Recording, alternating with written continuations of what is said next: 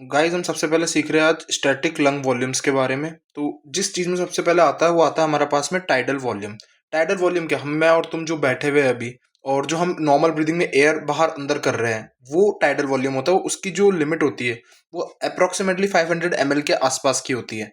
But क्या हम सिर्फ टाइडल वॉल्यूम जितना ही सांस अंदर ले सकते हैं? Answer is no. इफ अगर हम चाहते हैं तो हम और ज्यादा तेज सांस, फोर्सफुली सांस को अंदर ले सकते हैं, जिसको हम बोलते हैं इंस्पायरेटरी रिजर्व वॉल्यूम।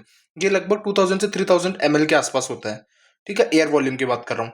फिर हमने टाइडल वॉल्यूम छोड़ा एयर, क्या हम टाइडल वॉल्यूम के बाद में कोई एयर बाहर नहीं छोड़ सकते? तो इसका भी आंसर नो है। तो जितनी एयर हम एक्स्ट्रा फोर्स लगा के बाहर छोड़ेंगे उसको हम बोल देते हैं एक्सपायरेटरी रिजर्व वॉल्यूम। पर क्या एक्सपायरेटरी रिजर्व वॉल्यूम फोर्सफुली हमने बाहर कर दिया उसके बाद कोई वॉल्यूम हमारे लंग्स में नहीं बचेगी? ऐसा नहीं होता है, क्योंकि अगर ऐसा होगा तो हमारे लंग्स कोलैप्स कर जाएंगे। तो जो पूरी फोर्स के बाद भी वॉल्यूम बच जाए उसको हम लोग कहते हैं रेसिडुअल वॉल्यूम, और वो अप्रोक्सीमेटली 1200 ml के आसपास होती है।